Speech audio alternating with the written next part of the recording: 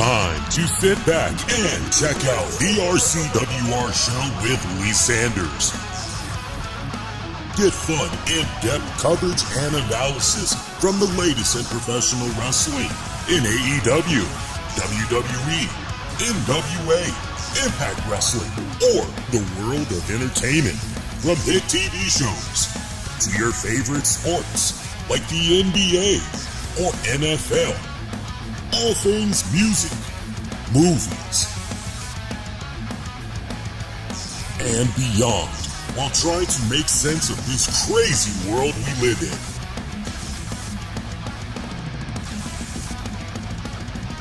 All while keeping it honest, insightful, and interactive since 2011. And now your host, live from the nation's capital of Washington, D.C., Lee Sanders.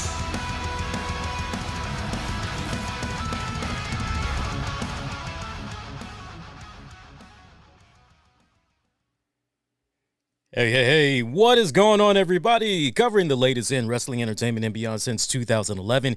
You guys are checking out the RCWR show for Monday night, May 20th, 2024. Good Monday night to you guys. I hope you guys had a fantastic weekend.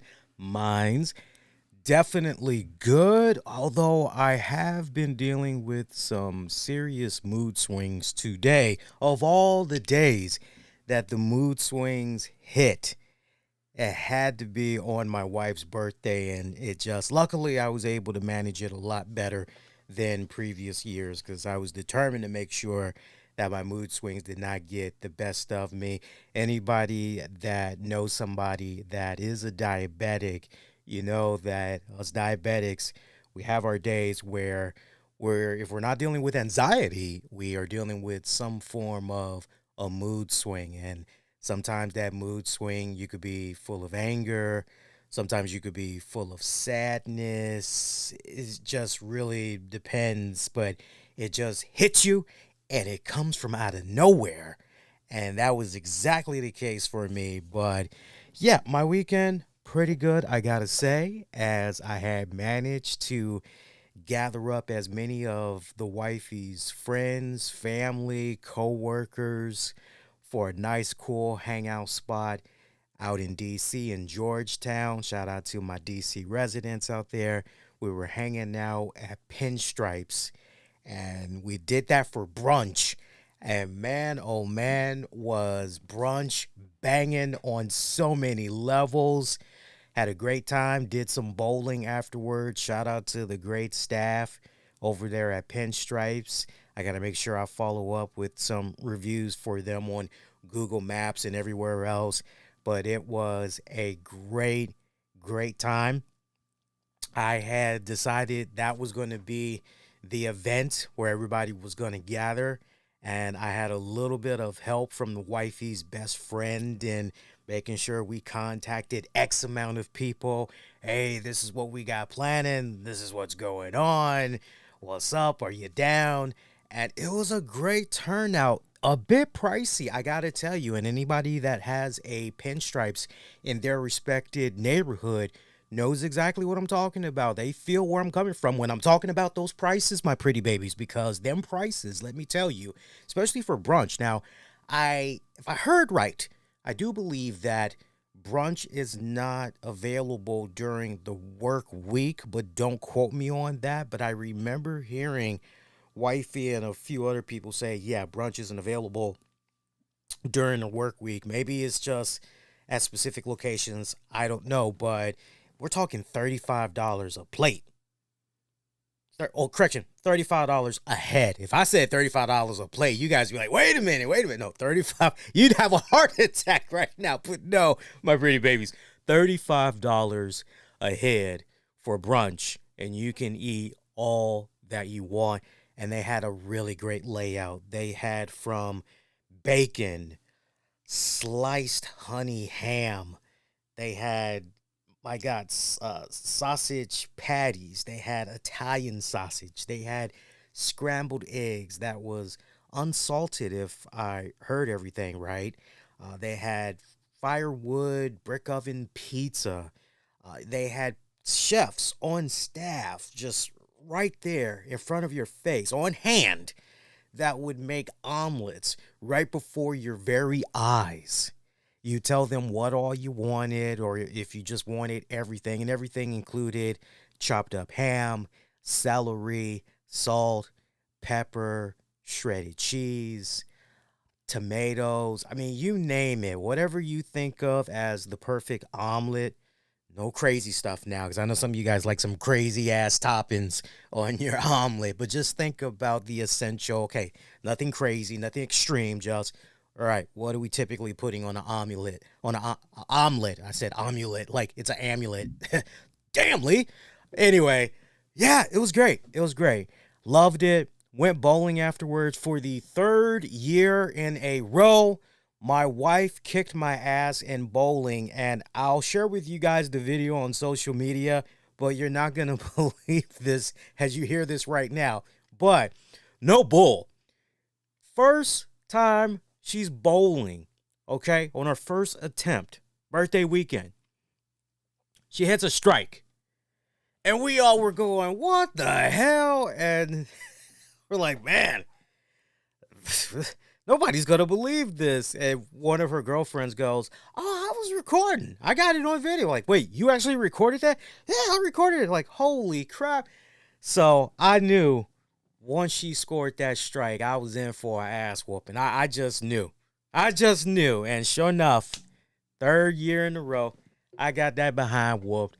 It's all good, though, man. It's all good. Wifey does have a message. Until I can share a proper video on social media and here on the show next week, she does have a message for you guys, as she wanted me to relate to you all. Thank you to those of you that had, whether you signed her birthday card virtually, or you just maybe reached out through the 401 Mania website, or when I was mentioning about her upcoming birthday on social media.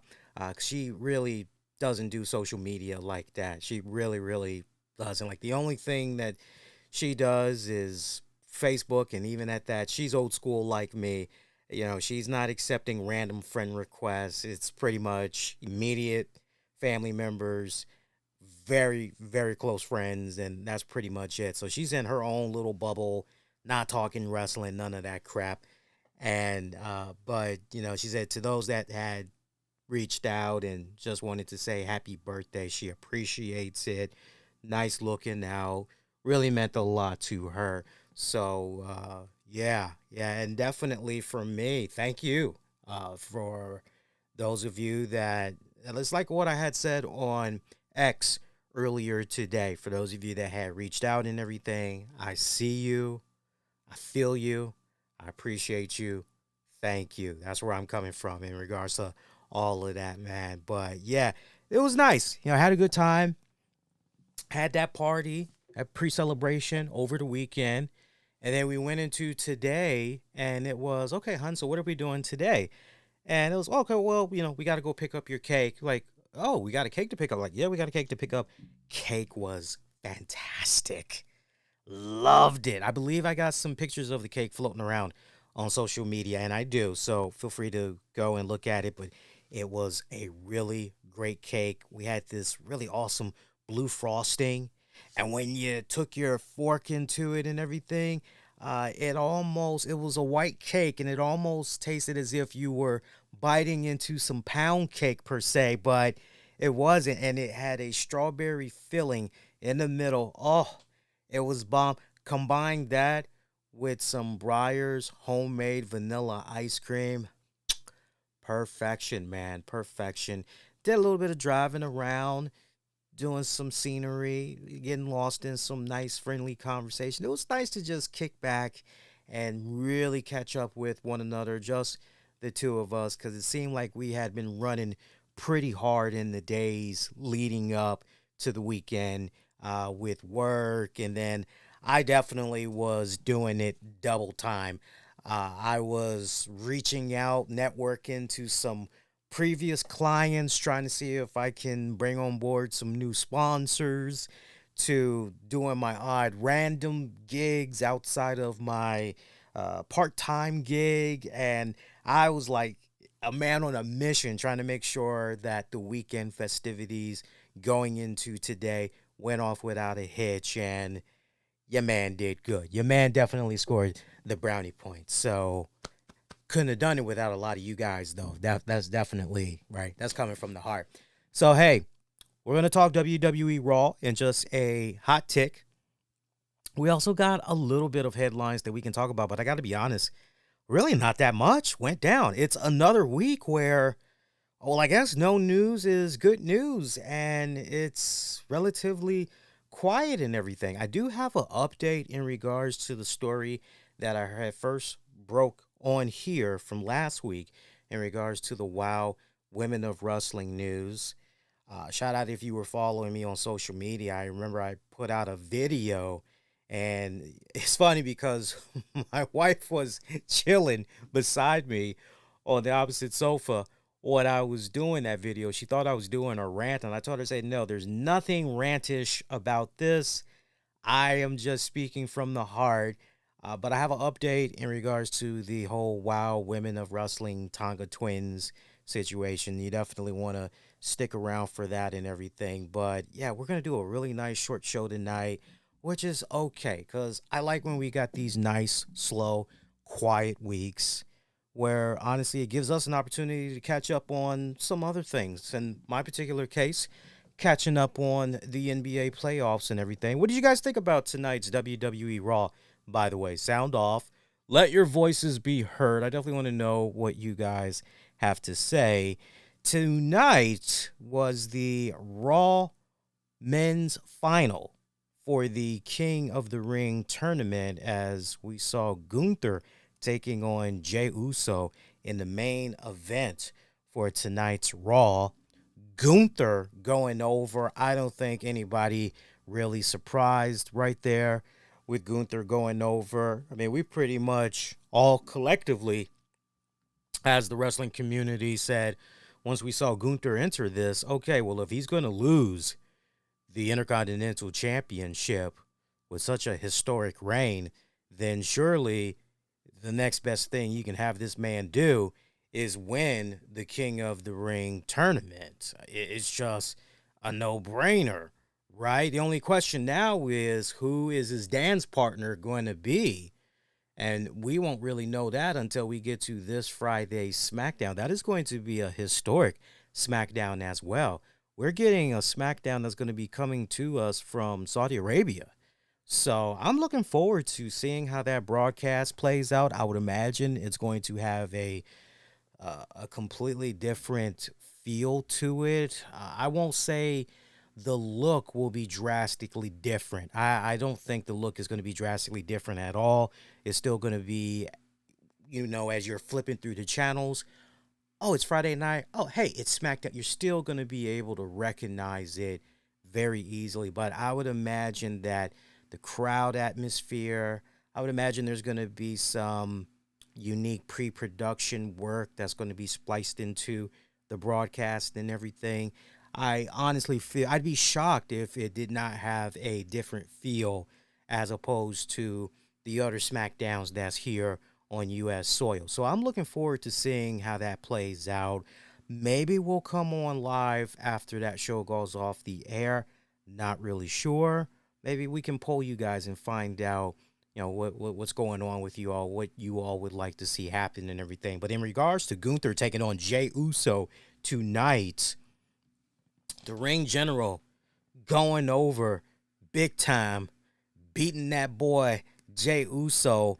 Jey Uso really is main event. I tell you what, these opportunities that this man keeps getting, he is proving without a shadow of a doubt that he definitely deserves to be in the main event.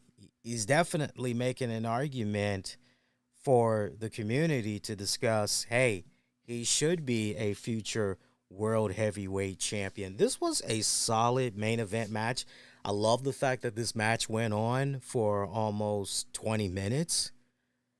Solid main event. Gunther, here's the thing.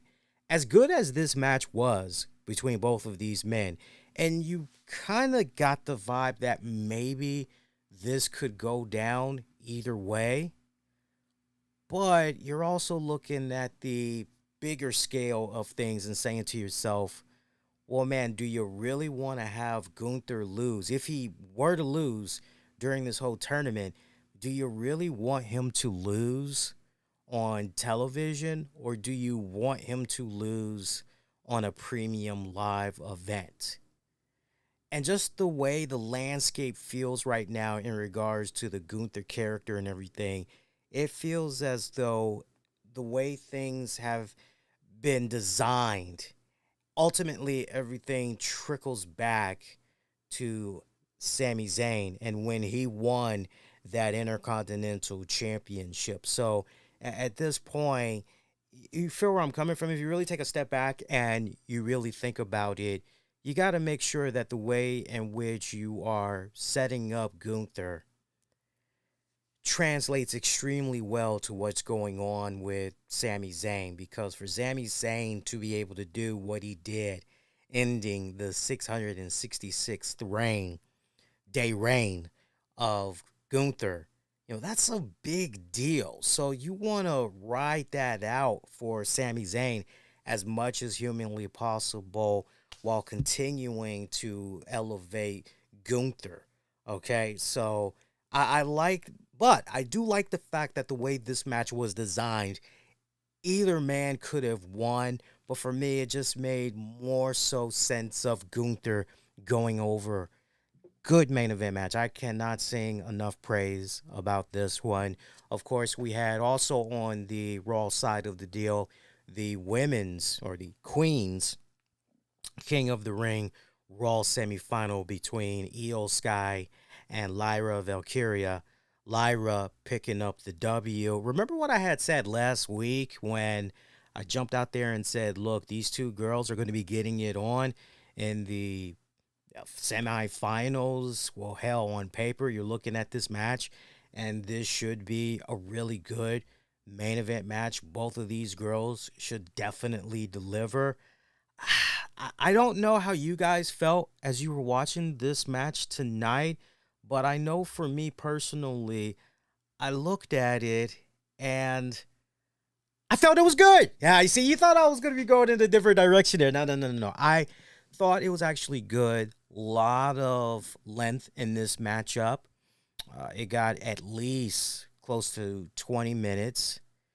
This was just an awesome kick-ass match. This was another one of those matches where, much like Gunther and Jey, it could have gone either way. But my personal preference, to be perfectly honest with you guys, my personal preference was Iyo Sky. I was quietly rooting on for Iyo Sky. By the way, I love the consistency that we have here in regards to our foreign superstars in the WWE. You notice how they were doing the great work with Shinsuke Nakamura, combining Japanese manga, animation, and all that, and have him speak in his native language, all of that good stuff going on. Well, much like how we were first introduced to Iyo Sky in NXT, and we had her speaking in Japanese vignettes, we pretty much brought that same formula back on this week's Raw. Now, not for nothing, but the past couple of weeks, they've had Iyo speaking in her own native language, but this was truly one of those first times in a good minute when it came to the vignettes that they had Iyo out there and in her vignette, and she was speaking in her native language. Oh, I loved it. Good stuff. But this match, much like with what I mentioned earlier, it could have gone either way. But the fact that this win did Lyra Valkyria wonders, I personally feel, because the WWE Universe is still in that honeymoon period where they're trying to figure out, okay, this Lyra Valkyria chick, she seems kind of interesting, but we just don't know just yet what we got here. Not really sure. This win and the way that they've been setting her up these past couple of weeks in the tournament, it's been good. And the fact that they had her competing against a former WWE Women's Champion, really cementing the fact that, this girl is no joke. She is a force to reckon with. I like the setup. I really, really do. So now we've got Lyra Valkyria waiting for the winner of the SmackDown match between Nia Jax and I'm trying to figure out who the other person is for the love of God. I believe it's Nia Jax and Bianca Belair. Yes, Nia Jax and Bianca Belair. So, man, that should be damn good. You know what? Just looking at the women's side of things, I think your finals for the King and Queen of the Ring Premium Live event going down this Saturday is going to be Bianca Belair and Lyra Valkyria. Now, as far as who can come out of that on top, man, I think it's going to be Bianca. I truly believe it's going to be Bianca. Now, if it ends up not being Bianca and Nia Jax wins, then Lyra Valkyria taking on Nia Jax, that would be pretty damn interesting. I can't wait to see how WWE is going to do this. Are you going to have Lyra take on Bianca and let it be a babyface versus babyface and let it be all about let the best woman win? Are you going to go with the babyface heel factor and Lyra taking on Nia? WWE's in a very interesting position here. But I'm going to jump out there if I were to kind of make a prediction as far as how things might go down for that Queen of the Ring finals. I'm going to go with Lyra taking on Bianca, and then we'll see how it goes from there. Now, over on the men's side of things, again, we mentioned that Gunther won. Gunther is waiting for the winner of Randy Orton. I'm trying to think who the other opponent is, but it's not coming to me right now, unfortunately. Matter of fact, if you bear with me a second, I can actually, because I know I pulled up the King and Queen card. So bear with me a second here, and I can actually tell you it is either going to be, I'm looking at the SmackDown side of things here. So Gunther is waiting for the winner of the match that's happening on SmackDown this week between Randy Orton and Tama Tonga. That's what he's waiting on. So I'm going to go with Gunther versus Randy Orton. I think Gunther versus Randy Orton, that is going to be your matchup. That is going to be your matchup. Two big dudes, too, going at it, yo. Yo, that's going to be banging. That is going to be banging on so many levels, man. A little bit bummed that my man LA Knight did not advance. I was really, really hoping for that. Your guess is as good as mine what's going to happen with LA Knight going forward. It just seems like time and time and time and time again, LA Knight, he comes so damn close, but no cigar, unfortunately. You just can't help but wonder if in story, LA Knight is maybe going to reach a breaking point. I'm not saying he's going to go heel, but just is he going to reach a breaking point? It's interesting because WWE's in a unique position where they could go down that path with LA Knight. And they could easily have LA Knight. I'm not saying go heel, but they could easily have LA Knight go, man, ever since I started playing up to you fans, ever since I started embracing you guys and doing this whole, and, that'd be kind of, you can go that route. You can definitely go that route, but he needs a spark right now. Seriously. I mean, don't get me wrong. He still has the crowd.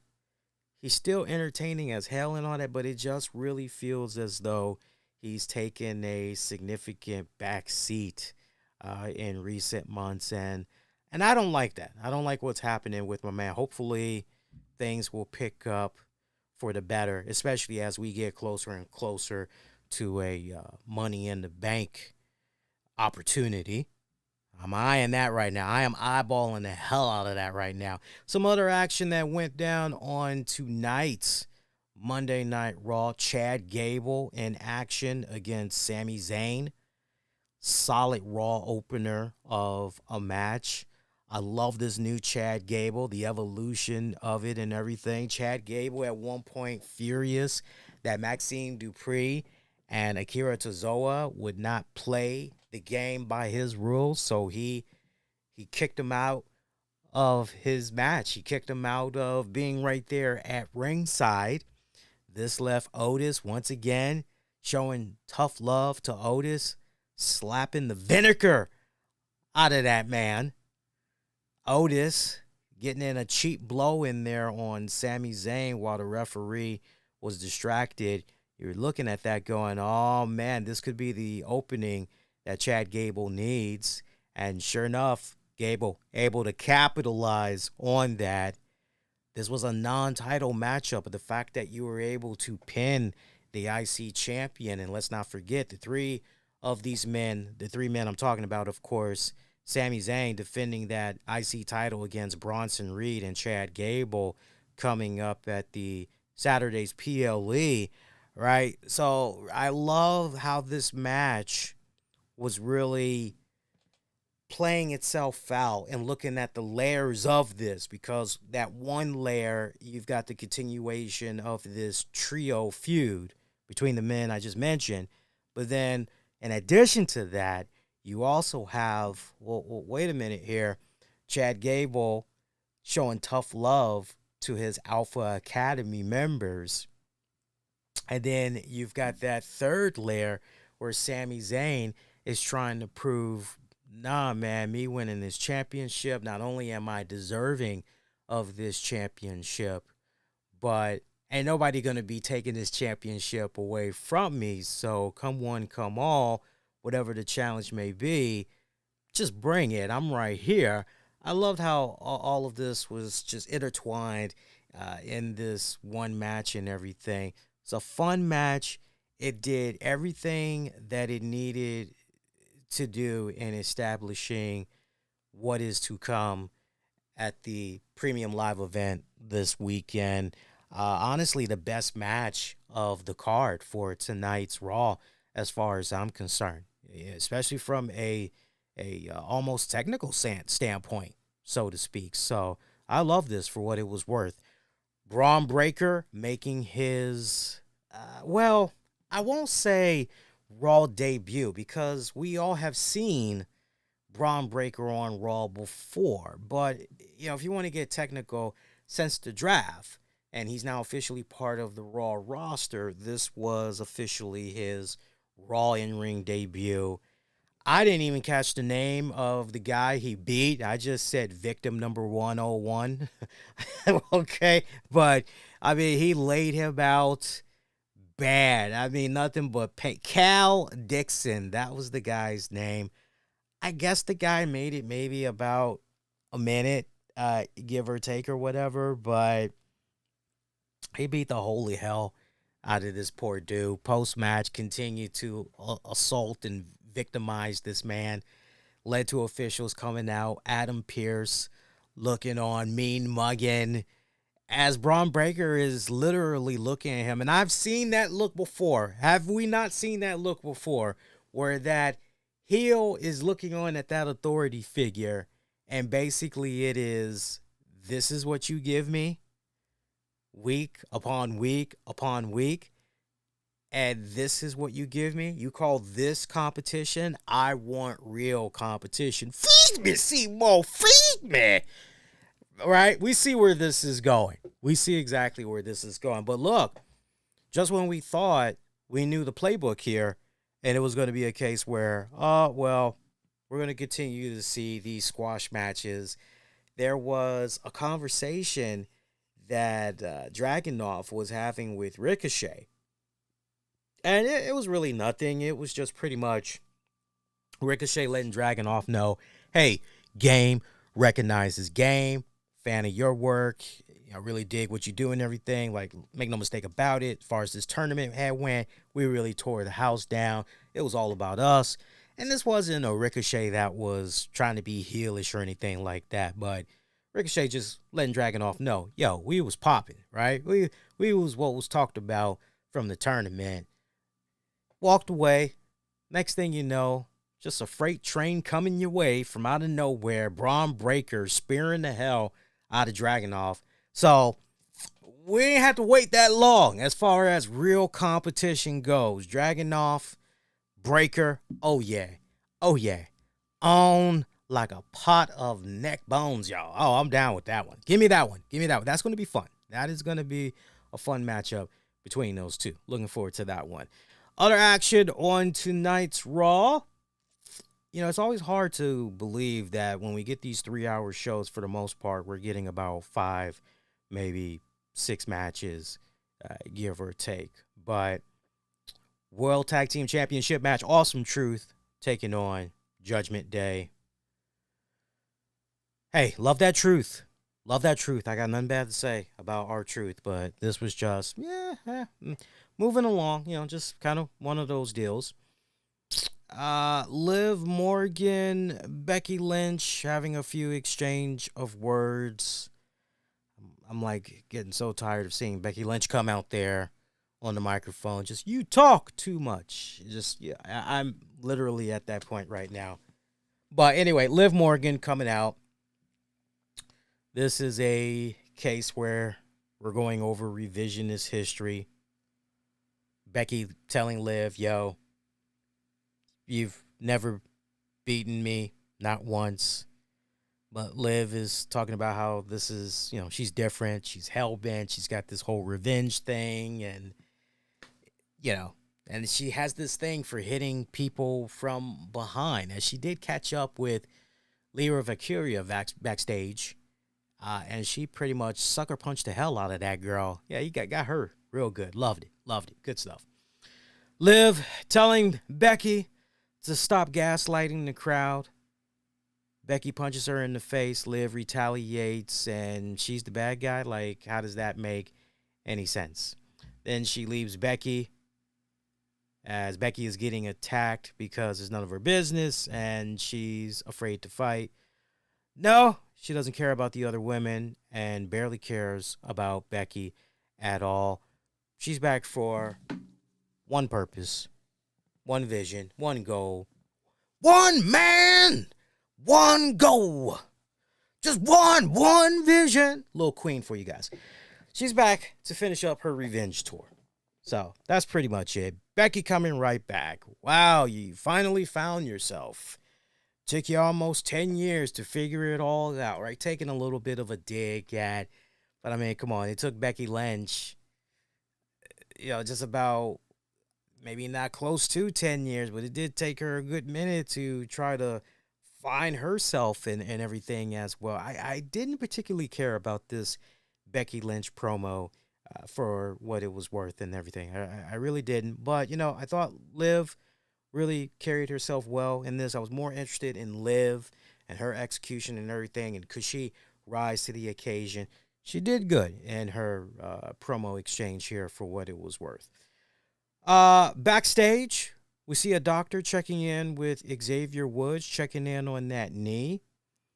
Gives Woods the green light for in-ring competition. Kofi's pretty happy to hear that and everything. Karrion Kross. Shout out to my man Karrion Kross. He comes into the mix and tells Woods that there's always more time to turn things around. I just love what is happening here cryptically with Karrion Kross as he is circling young Xavier Woods. I love what's going on here. And it's almost got a Led Zeppelin vibe to it. You know that part of Stairway to Heaven? Yes, there are 2 paths you can go by, but in the long run, there's still time to change the road you're on. You just think about what Karrion Kross is doing right here, and it's almost kind of, okay, so Karrion, What exactly are you trying to say to Xavier Woods here? Are you pretty much telling Xavier Woods, look, he's been down this path before, and the spoils and riches is just far and few, and there's dark days ahead, and that maybe he should go on another path? And if there is another path, what exactly does that path entail? What is he going to join the Testament? What exactly? Right. So I like that we're continuing to get this riddle of a mystery with Xavier Woods and Karrion Kross. So more, please. That's my whole point. More, please. I'm loving it. Women's tag match, number one contenders match. Damage Control facing Kaden Carter and Katana Chance, taking on Shayna Baszler and Zoe Stark, taking on Ivy Now and Maxine Dupree. Team of Shayna Baszler and Zoe Stark picking up the win. Let's not forget that right before this matchup went down, Zoe Stark and Shayna Baszler were warming up backstage when they were approached by someone we had not seen in 9 months, Sonya Deville. Sonya Deville making her return. I didn't have my glasses on, and I got to admit, when I first saw this figure, I'm going, oh, it's Rhea Ripley. Rhea Ripley's back. What's going on here? And, I'm like, wait a minute. She looks a little bit too small to be Rhea Ripley. Finally, I found my glasses. I put them on. And, oh, it's Sonya Deville. Okay. All right. Cool. But interesting what we got going on here with Sonya Deville into the mix and everything. Because she tried to talk with the girls before the match, but Shayna Baszler wasn't having any of it.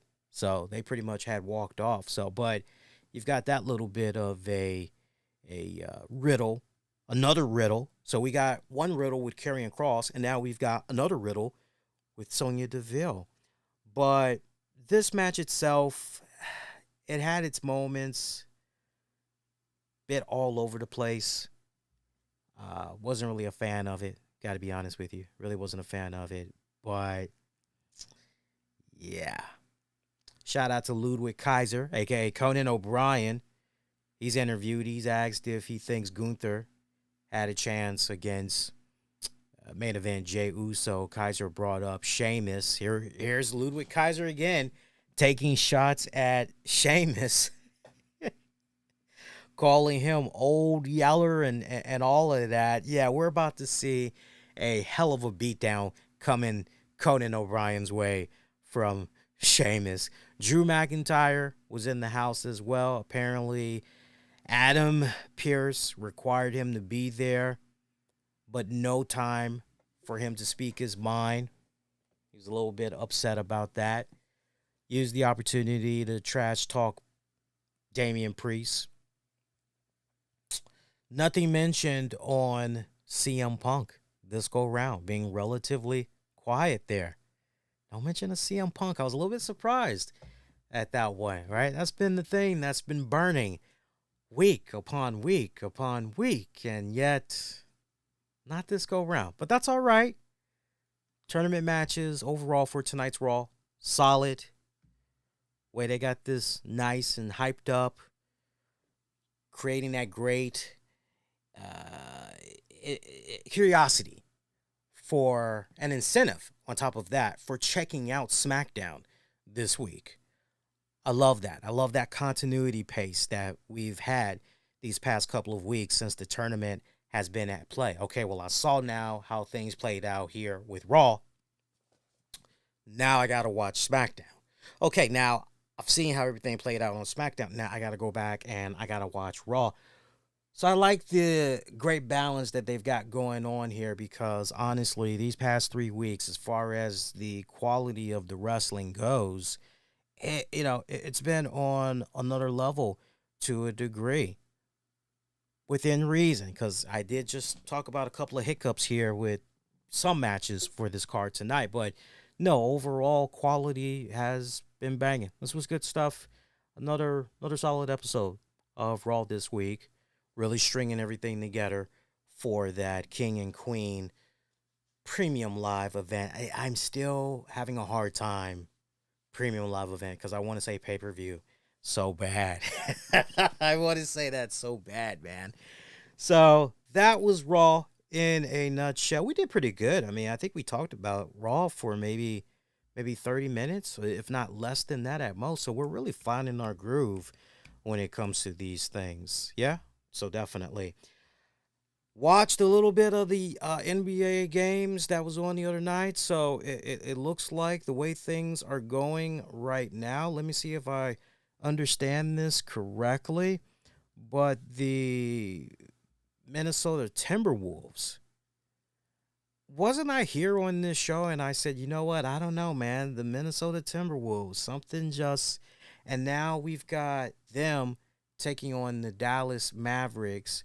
That's pretty much going to be game one of the Western Conference Finals. I'm looking forward to that. I gotta go with the Mavericks. I am not sleeping on those Mavericks.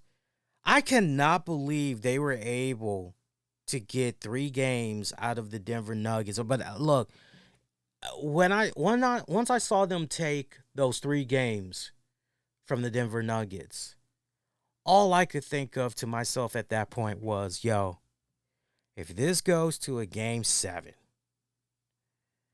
Mavericks is going to win because now they've figured out how to take the defending champions out. They figured it all out. And they did just that. They did just that. I tell you, I was quite surprised, but only to a certain degree. Like, I was surprised they were able to get the 3 wins, but then once I saw they were able to get the 3 wins, I just looked at that and I said, yeah, you know what? They figured out Dirk Nowitzki, who is just, I'm sorry, not Dirk Nowitzki. God, could you imagine if they had Dirk Nowitzki? Yo, if they had Dirk Nowitzki, that would be like, oh yeah. Wait a minute. You guys lost and you had Dirk Nowitzki playing for you guys?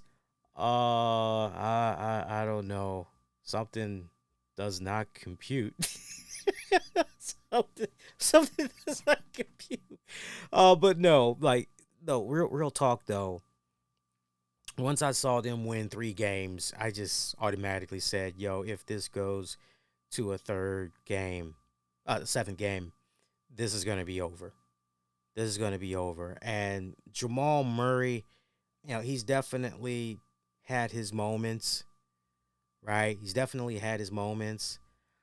But KCB can be inconsistent, it's so frustrating. And then you pretty much got to rely on Nikola Jokic. And Nikola Jokic, my God, he's so good at passing the ball. He's definitely a great rim defender and everything. But, man, once, and I love the way that freaking Timberwolves were able to figure that puzzle out. And it was just, okay, we got you one time. Everybody is still going, no, Denver, the champs, they're going to retain. No, it's over. This is over. It's over. Denver's got this. And then the second time, yeah, well, Denver still got this. Yeah, 3 times, it's, wait a minute here. Caution. Wait a minute. Caution. And now over on the other side, we've got the Pacers and the Celtics. New York Knicks was so close, man. The Knicks were so damn close. I'm not going to sleep on Boston Celtics. I told you guys last week, I said I really like Boston Celtics. And I jumped out there and said to you all, Boston Celtics in the finals. And I'm still, based on everything I'm seeing so far, I think it's going to come down to the Boston Celtics and the Minnesota Timberwolves, based on what I've seen. Now, in regards to that Mavericks Timberwolves series, I think it's going to be over by game 5. I think it's going to be over by game 5. Timberwolves win. As far as Pacers and Celtics go, I'm going to go with Celtics in 6. Remember, you heard that here first. All right, you heard that here first.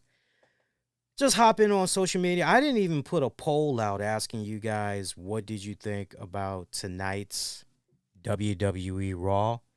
And we'll bring back the polling and all that next week. Next week for you guys, for sure.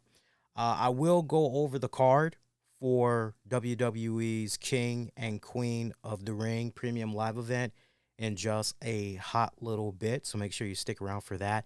So I'm kind of going a little bit, not really all over the place here, because I'm trying to make sure that the way we do the show tonight, make it easier for folks that's going to be listening on demand and on the downloads as far as timestamps go. Trying to make sure we show that respected love and everything. And when you guys are listening at certain points, we have the synopsis already in there for you guys, and you can easily just go boom, boom, boom, boom, boom, just like that. Want to give an update in regards to the WOW Women of Wrestling news that I had first broke out here on the show from last week. I believe in full transparency and everything. So this is a story that I became aware of some weeks back, even before.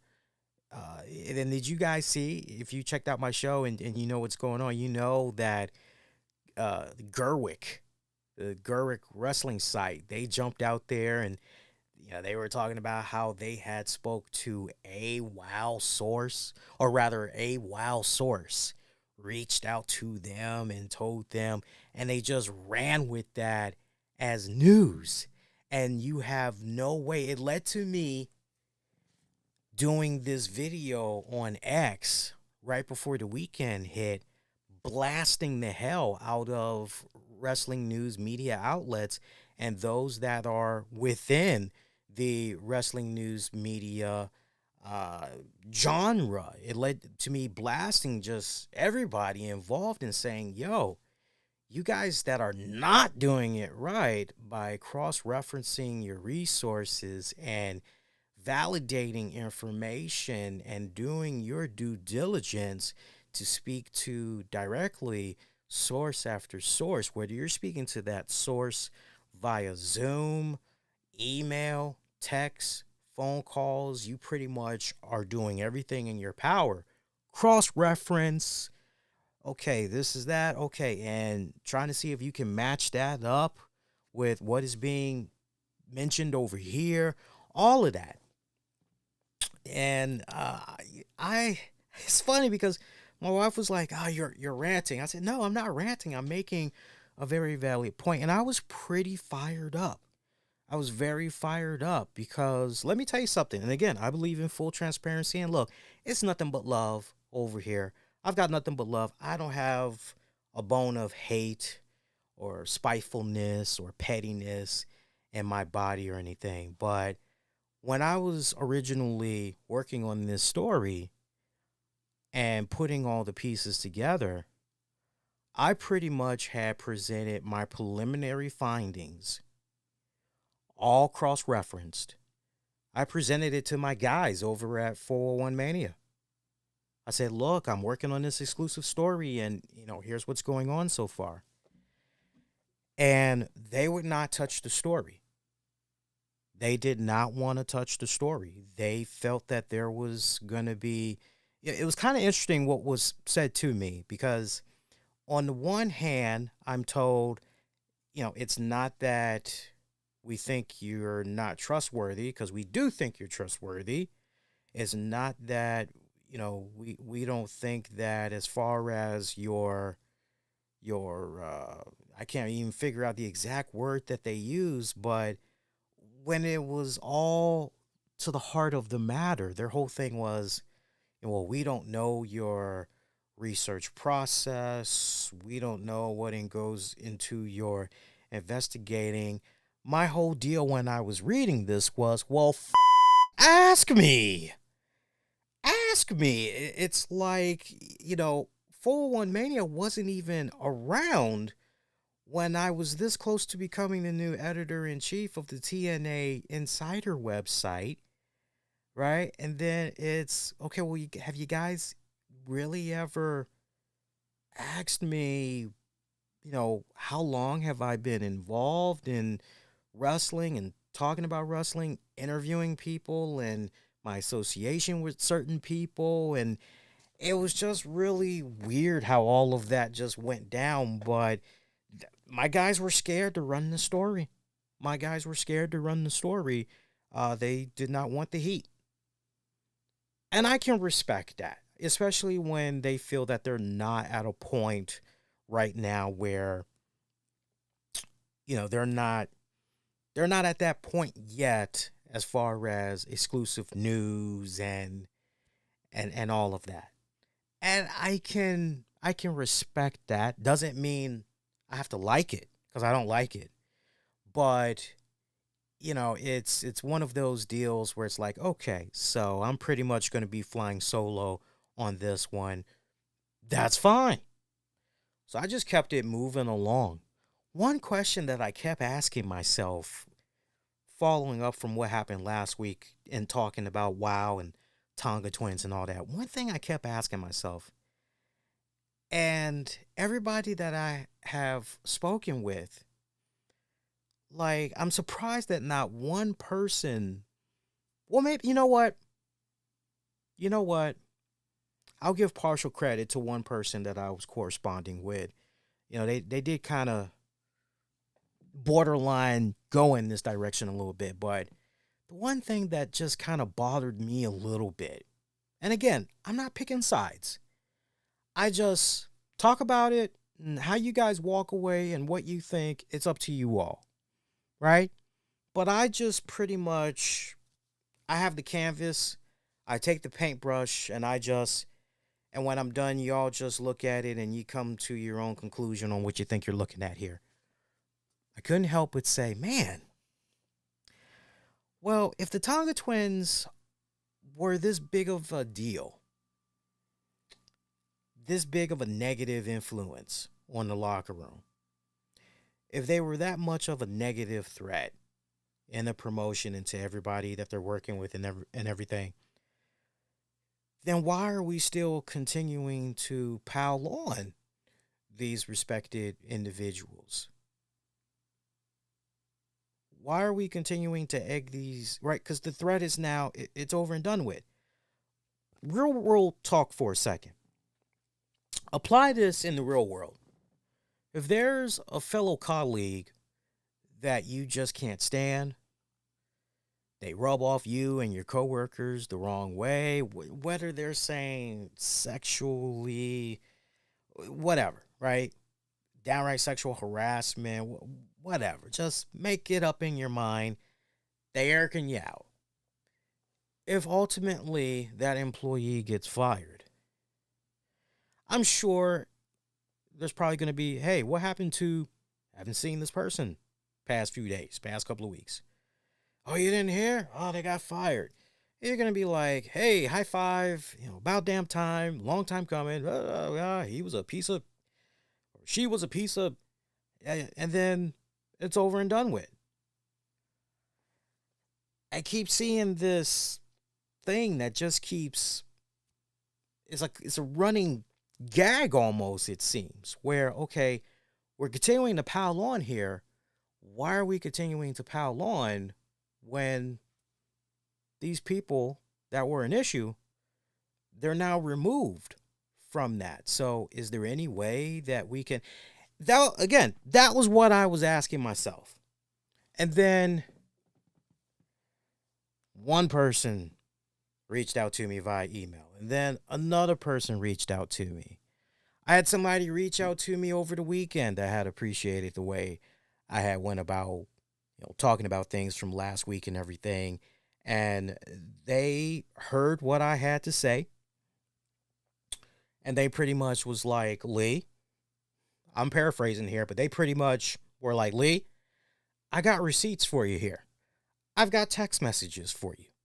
I've got screenshots of emails. I've got what we were doing on our social media app as far as screenshots go. I got this over here. And I'm looking at this and I'm going, okay, all right. So really what's being painted here, the narrative, the concern that's going on here is,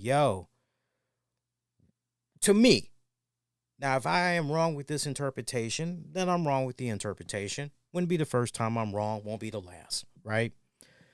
But the interpretation that I'm now finding myself getting to is these folks are concerned because they do not want that level of toxicity that was in their respected locker room to affect other locker rooms. And I get that. I get that. But my message to those would be, yeah, but the threat is now gone. Can you live with that? Can you live with the fact that the threat is now over and done with? You most likely are never going to work with that set of individuals again. Can you live with that? Or is it really the mission statement? And the latter is the impression that I've been given, which is it's a mission statement to make sure that no, this type of behavior, it should not happen in another locker room. Hey, you've been warned. So I am putting together everything to release independently later this week. It's not going to be associated with 4-1 Main. It's kind of like what I told my wife the other day because we were talking about it for about an hour. And I said, well, look, I'm majoring in media production and journalism. And where I'm at in the point in my life right now is I'm trying to become a better writer. I'm trying to become a better storyteller. And I'm getting to that point where I want to write what I want to write about and write in such a way where I don't have to worry about, oh, somebody's going to take this personal or there's going to be some type of ramification because these guys over here are scared or whatever the situation may be. And it led to okay, well, you know what? Resurrect your site.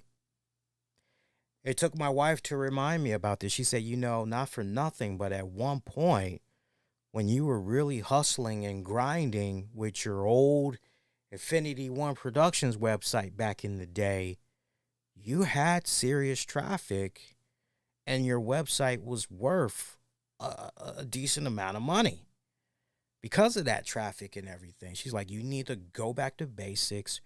Write what you want to write about. Don't worry about any consequences. Don't worry about somebody saying no to you.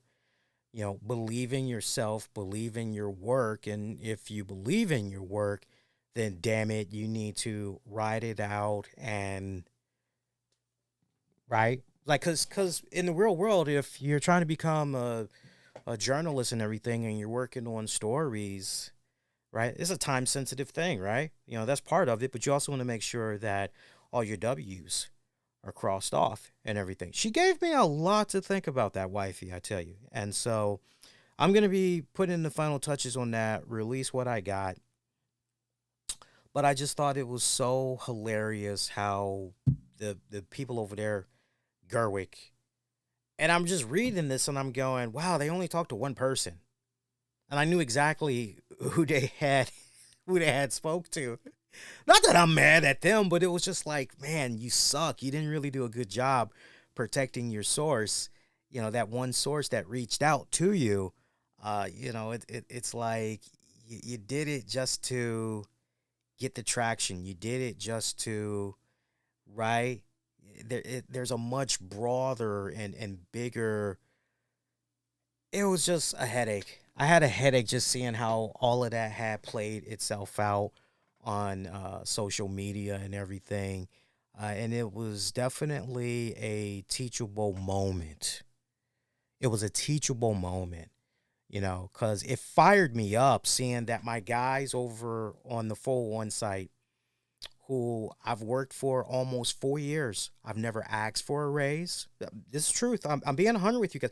I got, none but love for the guys over there. But if I'm being totally honest, never asked for a raise in the almost 4 years that I've worked for them. Never gotten a raise, never been offered a raise. And from time to time, I've, hey, I'm covering this event over here. I talk about it. And this was kind of one of those, wow. I put a lot of work into this and we're just going to say no. And this is because you don't understand my investigating or whatever. And you didn't ask. If you'd asked, I'd have definitely disclosed. It's like we're adults here. Like, we could be honest, we could be transparent with each other, but at the end of the day, I'm playing in somebody else's sandbox. So I got to respect their toys. I got to respect their rules. But nobody said anything about me doing whatever I do outside of them. So that's how I'm going to be doing things going forward. As far as breaking stories. And I mean, not to mention in the past, when we did have our own website up and running, there was a lot of times I had broke some exclusive news and all that good stuff. So that's where we stand in regards to that. So put that in back of y'all's mind. Look out for that in the next couple of weeks and everything. Let's talk about the King and Queen of the Ring card for this Saturday with the way things are looking right now. I'm not going to get into predictions. I think, if anything, should we end up doing a show for you guys on Friday night, definitely we will get into predictions. Because I'm thinking we could talk maybe a little bit of AEW, a little bit of SmackDown, do the predictions, maybe do some listener questions as well, and then stick a fork in it, roll out. But the way the card is looking right now, check this out. We got 5 matches. Gunther versus the SmackDown bracket winner in the King of the Ring tournament final. We already talked about that, okay? Just rewind it back to earlier. Lyra Valkyria taking on the SmackDown bracket winner. That's another one that we had already talked about, so we don't need to rehash that again. We got Sami Zayn defending his Intercontinental Championship against Chad Gable and Bronson Reed. And we've got Cody Rhodes taking on Logan Paul. It's a singles match for the undisputed WWE Championship. So that's the way that card is looking for Saturday. King and Queen of the Ring, a premium live event. Very stoked. I'm very stoked to check that out. That's going to be a lot of fun. This is going to be my first time in months being able to watch a Saturday premium live event, because normally it's a situation where I'm usually working, and with my current class schedule, I mean, it's loaded like a mofo, especially as I'm getting ready to go into the fall. I mean, it's just top heavy as I don't know what. It's nice to be able to experience these overseas shows in real time with all of you, because usually what happens with me, I'm either watching some of it or all of it while I'm at work, or it's so busy at work that I sadly don't get to watch it until hours after it's gone off the air and everything. So I'm looking forward to watching it. Definitely looking forward to doing the live post show with you guys after it's all said and done. So I want to talk.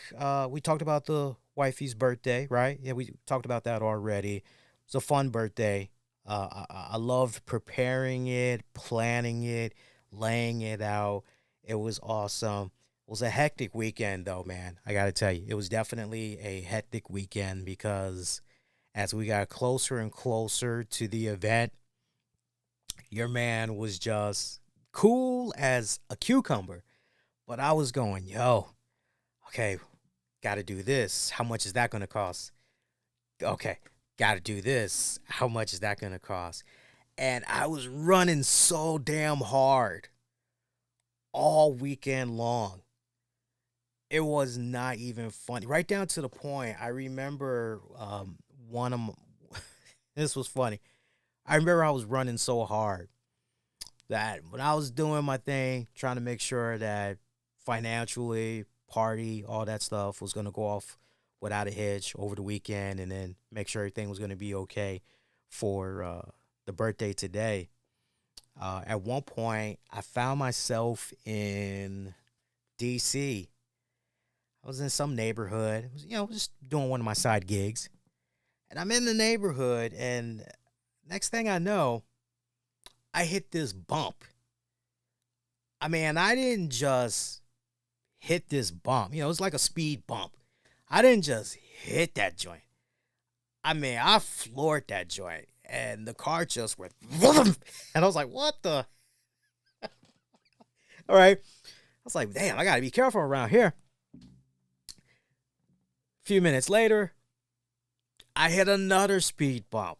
Like, this one just literally came out of nowhere. So now, whole point of me mentioning this, I'm concerned about my shocks, right? I'm concerned about my shocks, the brakes. I'm like, oh, man, I hope underneath the car, like, I hope everything is good and everything, because, man, I don't need something weird to happen. I'm far away from home, and I don't know what's going on with the wife. I don't know if she's knocked out or if she's still at work, working late. I don't know what's going on. So, but luckily, I was okay. Then we go into the next day. Wifey's riding shotgun with me, if I remember correctly. Actually, no. No. I am remembering it right. Wifey's riding shotgun with me the next night. Young, I swear to God, we ran over a deer carcass. Because it was on the freeway. We ran over a deer carcass. And we both just said, what the? Because when we ran past it, something just said, and we looked at each other and we're like, what the hell? And was that what yeah, it was very pink though. Like, yeah, like, hope that wasn't an antler, right? Because apparently this carcass, man, it's almost like whatever kept running over it, it was just taking the skin off of, not to get too graphic, but you guys get the idea. But we're freaking out now because we're both kind of saying to each other, man, hope we didn't hit some type of antler, or something, because that did not sound good. So we go into, what was it? We go into, I think it was, God, I kind of feel like maybe it was Saturday. Yeah, it was Saturday. We go into Saturday, and we're just driving. We're not even driving for about 10 minutes. And my wife goes, hun, are you all right? And I go, yeah, why? Your hand is shaking. My hand is on the steering wheel. Apologize to our audio listeners that can't see, but my hand is on the steering wheel, and it's just shaking, just like a madman, right? You'd swear that without the steering wheel in my hand and you just saw me going like this, you'd swear maybe I had a bad case of Parkinson's or something. And I go, I'm okay. I'm like, it feels like the steering wheel is just, it's just, and she says to me, seems like we got a air bubble in the tire. Like, we need to check the tires out. Like, okay. So, we get done running our errands, and she observed. She said, okay, it seems like the faster that you went, this really wasn't an issue. But when you're at normal speed or you're going slow, that wheel, that hand, it's just going off. So we checked the wheels. We didn't see anything. But she knows a thing or two about cars. She's like telling you, it's a bubble. You got some type of bubble in one of your tires. Lord knows it's time for you to replace those tires anyway. It's been a long time coming. I'm going, yeah. It's like I'm starting to lose traction in the wheels anyway and everything. So we're now at a point where we got done talking about it today. after I had did more research. We actually had a friend offer to check out the car for free, check out the wheels and let us know what the deal was. Because worst case scenario, if not the wheels, then it's probably a alignment or maybe it's a combination of both. But after I did as much research as I did, I said to her, yeah, I'm pretty sure, like, because my gut instinct is out of 100%, 99.9% of the time, my gut instinct, how I'm feeling, I'm on point. I'm on point. And I'm telling her, I said, my gut instinct, yeah, something's going on with the tires. And she's like, okay. She's like, so what do you want to do? I'm like, I want to get the tires changed. So I'm going to be getting the tires changed, and hopefully that will take care of that. So keep your fingers crossed for your man when it's all said and done. Dro saying Gunther really destroyed Jey's chest in that match earlier tonight. Yeah, as we had talked about earlier in the night, because we got the talk of Raw out of the way in the first 30 to 35 minutes of the show. We got the talk of Raw out the way.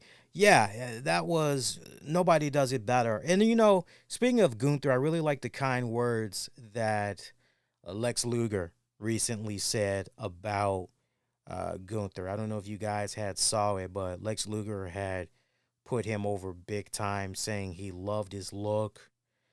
Talked about how he appreciates the fact that Gunther comes out there. He's not wearing any knee pads, just his physical style, how he's a really nice throwback.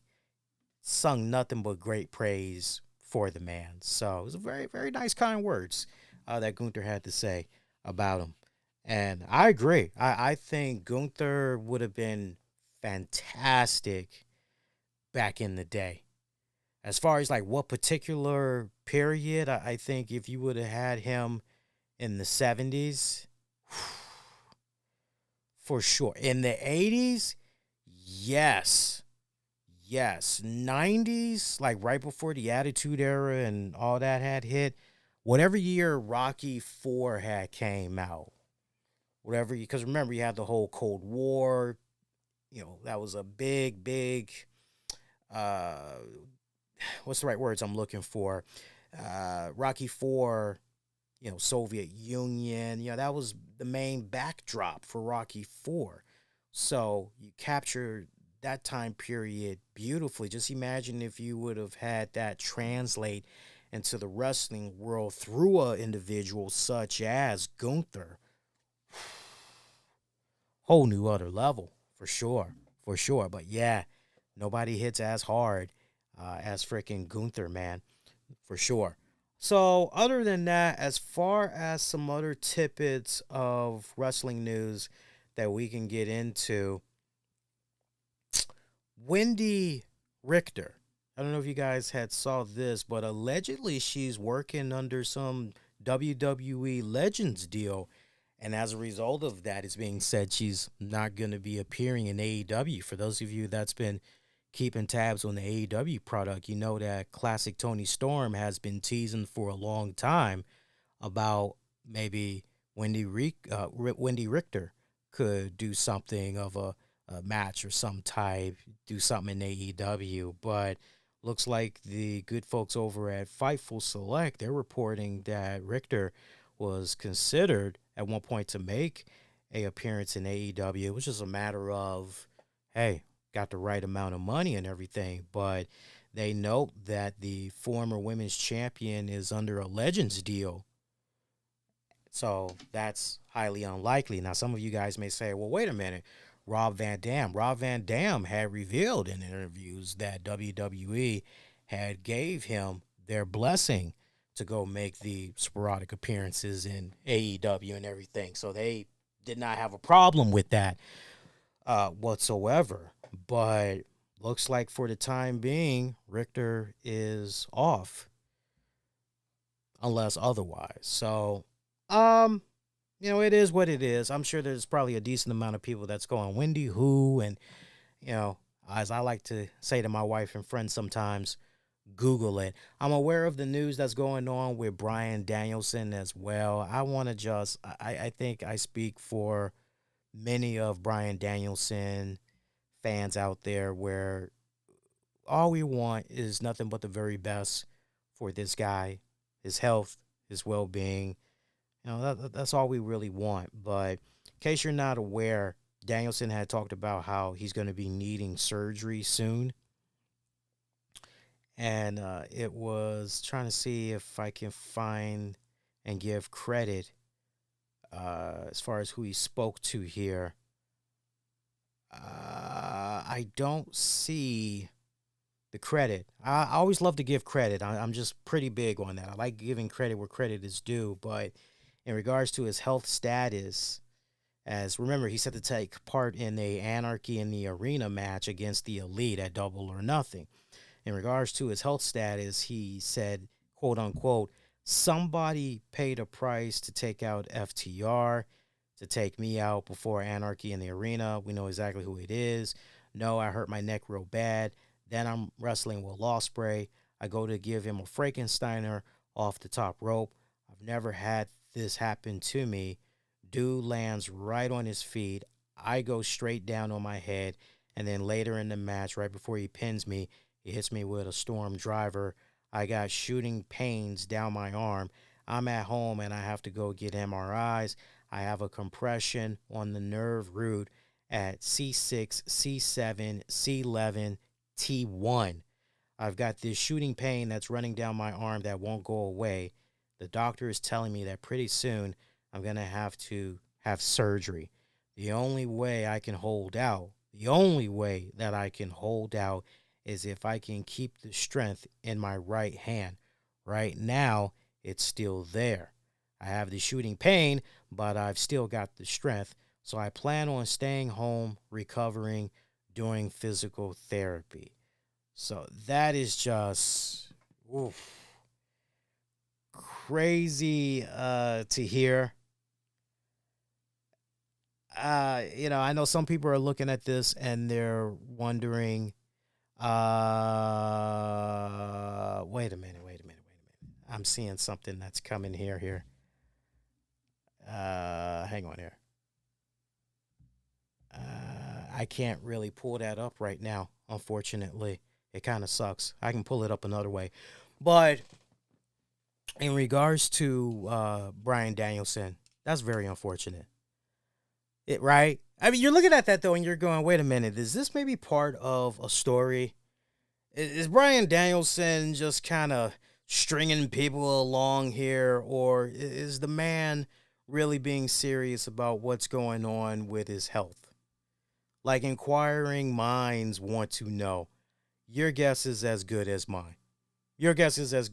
But, like, you cringe when you see what happens with Bryan Danielson and some of the stuff that he's involved in. You really do. And then you just hope that whatever is going on with him health-wise, it's not a case where when you see something play out before your eyes, oh, man, oh, please, is he okay? This is part of the show, right? He's just, we've almost kind of gotten to that point now where it's, please, don't mess with our heads. Don't pull a Fritz Von Erich, fake a heart attack, and all that other silly crap. Like, don't go there, man, because that's just tacky as hell. And once you go there, you unfortunately aren't going to win the fan base back, right? There's just no redeeming, right? There's no redemption from that. There is no comeback from that. Anyway, I saw another comment that came in, and I'm trying to see if I can pull it up here. And sadly, what's going on? We're still live, but sadly, swipe left. That's what I'm doing. Shit says swipe left. Okay, we're swiping left. Swipe left to reveal comments and reactions. I'm doing that, and it ain't popping up. So I hate when that happens. Let me see if I can go another way here. Bear with me a second here, because I now got to mess with the OBS browser. So if I make that small and then I bring this down. No. Leave that where it is. Hang on, guys. I'm trying hard to get these comments. Oh, I got an idea. Hang on. Let me just come in here. And I should be able to copy and paste that way. Okay, hang on. Sorry for the dead air. I'm just trying to figure out how to get this in here. One thing that I will mention, how about that P. Diddy public apology video? Was that a laughing piece of you know what, or was that a laughing piece of you know what?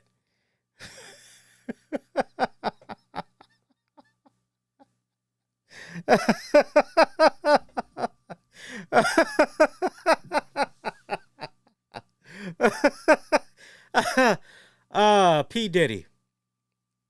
Let me tell you something about P. Diddy.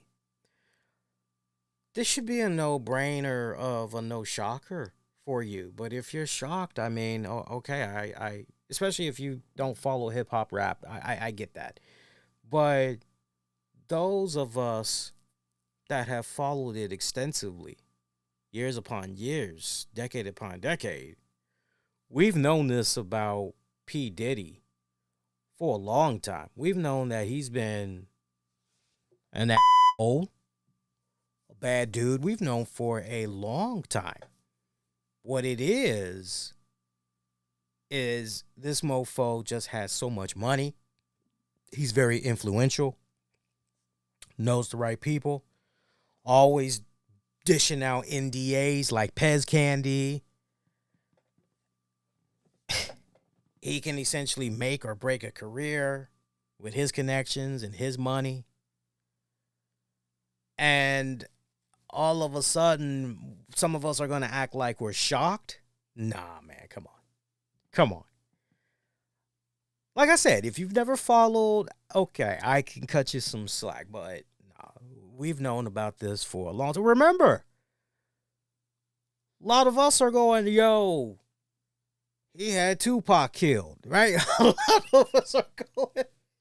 Some are going, yeah, he had Biggie killed. Like, why would he kill Biggie? Like, I've seen all kinds of crazy stuff put out there about this dude. But I agree with some of you that's out there on social media going, okay, so we can get Bill Cosby on some stuff that happened 20, 30, 40 years ago. But man, P. Diddy and this stuff that happened with him beating the crap out this woman in the hallway of a hotel or what have you, 8 years ago. And all of a sudden, we talking about some limitation stature. Can't do nothing. And we got the police going, hey, now that this video is out there, if there's any more victims, and you were a victim within the limitation stature, we want to hear from you right now. I mean, it almost kind of feels like a Jimmy McGill, Saul Goodman joint. Did P. Diddy, also known as Puff Daddy, beat your ass within the past 5 years? You may be entitled to money. Get paid for your pain and suffering right now. Call Saul Goodman. I mean, seriously, man. Seriously. And now he puts out this apology video. No, he's only apologizing. Remember, a year ago, even several weeks ago, before his house was raided, oh, the stuff that's being said about me and foul, despicable is not true. 50 Cent has had a hard on for this dude for years. Years. All right? I'm sorry, I don't mean to laugh at this. But it's funny. It is funny. It's funny seeing this guy contradict himself. And he want to put out this video trying to apologize. No, you're sorry because the video got put out there. You're sorry because the video got put out there and you got exposed. That's all you're sorry about. You ain't sorry about nothing else. Stop faking. Just stop faking. Honestly, I wish he didn't say nothing at all. I wish he didn't say anything at all. You see LeBron James? I guess I saw that trend. Did LeBron James unfollowed his ass? LeBron's like, I don't have nothing to do with it. Yeah. It's like what I had said, if not last week, the week before. Money, much like alcohol, it exacerbates whatever is already underlining that has gone unchecked. So if you're an ass in real life, you're an ass to whoever you meet, or the way you talk to them and everything, and you come across a large sum of money, you're just an amplified ass. That's it. You're just an amplified ass. In the case of Diddy, all that stuff underlining, it's always been there. Add the money into the mix, amplifies, just like alcohol. That's all it is. That's all it is. I've been saying for years, you cannot trust P. Diddy. Years I've said, I wouldn't trust him. No. I don't know if this is going to be the end of him, especially in this respected culture. I don't know if we're looking at the beginning of a situation where a couple of months down the road, we're going to see a P. Diddy special, kind of like Surviving R. Kelly. I don't know if that might be in the works or what. I know 50 Cent is working on some type of a special in regards to Diddy. I can't wait to watch that. I don't know if that's going to be coming out this year, but I can't wait to watch that. But yeah, I just looked at that and I laughed. I had the most heartiest laugh seeing that crap because I wasn't learning anything new. I was not learning anything new. If anything, I looked at that crap and I said, well, it's about damn time something got leaked. That's how I looked at it. I said, it's about damn time something got leaked. So that's Diddy in a nutshell. I'm having a hard time pulling up this comment, but let me see if I can. Somehow it's like, I guess it's a question. I don't know. Edward, hey, Lee, great show. One of the reasons I follow your show is because you dated someone who was disabled, because I am disabled myself. What you learn if you feel comfortable answering. No, Edward, that's kind of one of those. I'd rather not talk about that. I'd rather not because, truth be told, my first wife, my late ex-wife, she died very suddenly. I think she was. I think she was 34 when she passed away. Yeah, that one,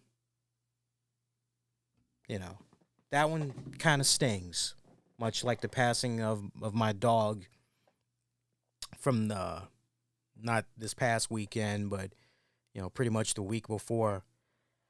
Yeah, that's kind of one that I don't want to, it took me a long time to move on because the way I found out about her passing through Tams, because Tams just happened to look her up on Facebook, was just wondering what was going on with her.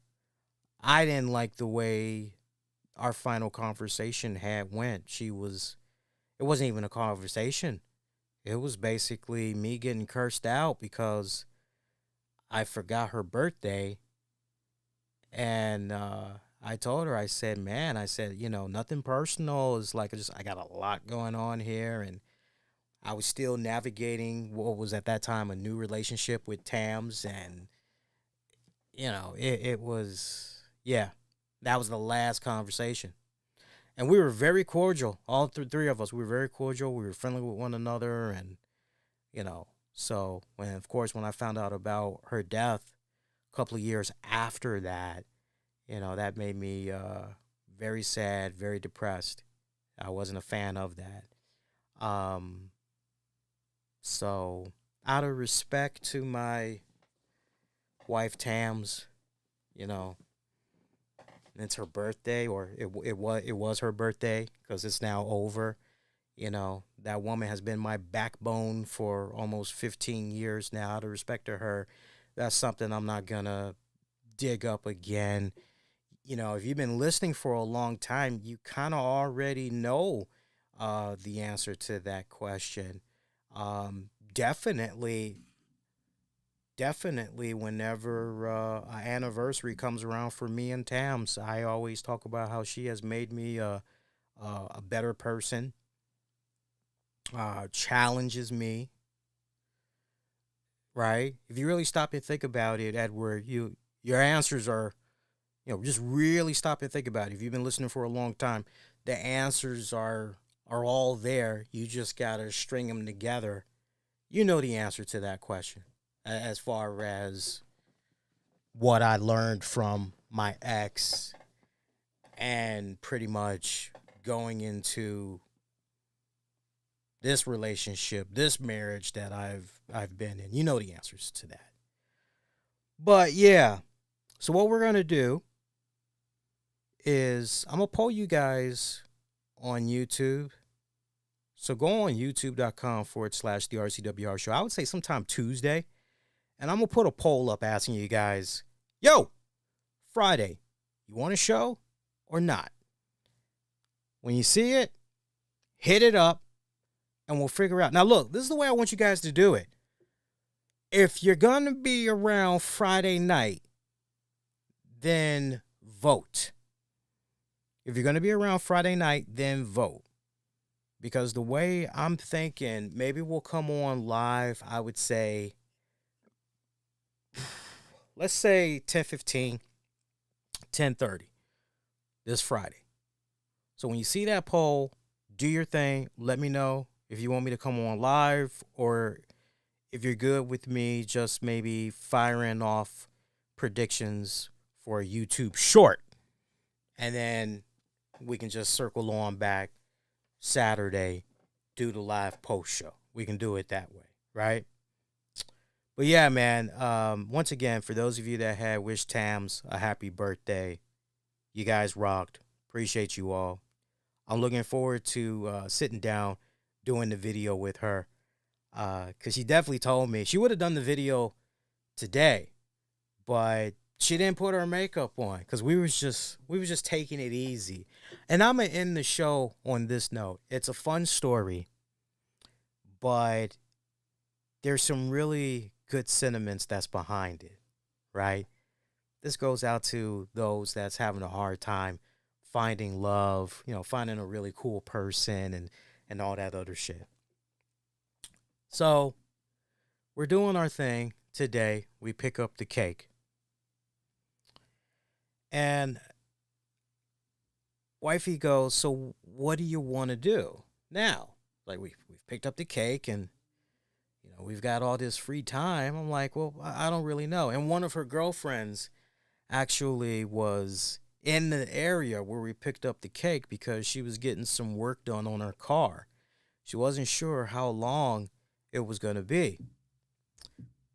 So wifey says to me, do you feel like eating out? You want to maybe do something, the three of us, we go eat out? And I told her, I said, and my mood swings was already at an all-time high. And I say to her, yeah, maybe, like, I guess. And we're waiting to hear back from the friend. I'm going, okay, I'm very irritable. Like, I should probably eat something now, right? Because at this point, I hadn't had breakfast yet. So she's like, well, where do you want to go? I'm like, well, I wanted to take you to a nice restaurant. And she's like, don't worry about all that. I'm not tripping over all that. We can do that later in the week or next week or whatever. Like, where do you want to go? We got the Sonic that's right there, or we can go across the street and we can go to Arby's.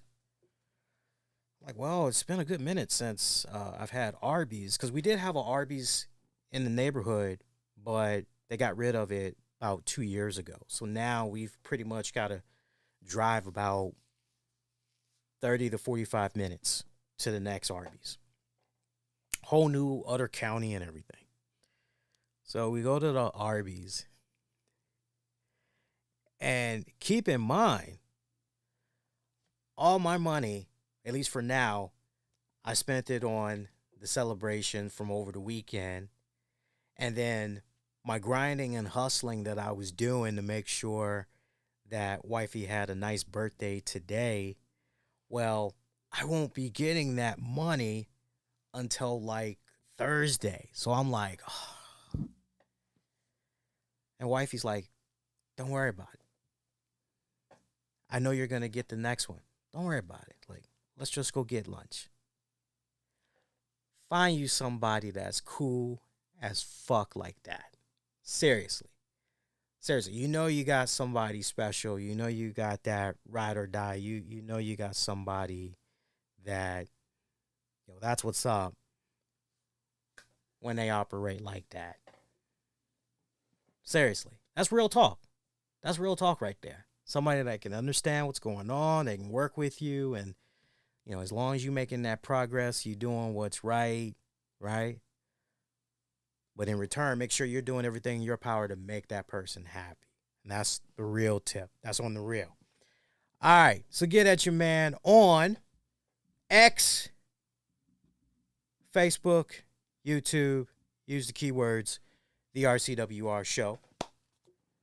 And depending on how you guys vote, I'm either going to see you guys Friday night or I'm going to catch you Saturday after King and Queen of the Ring goes off the air.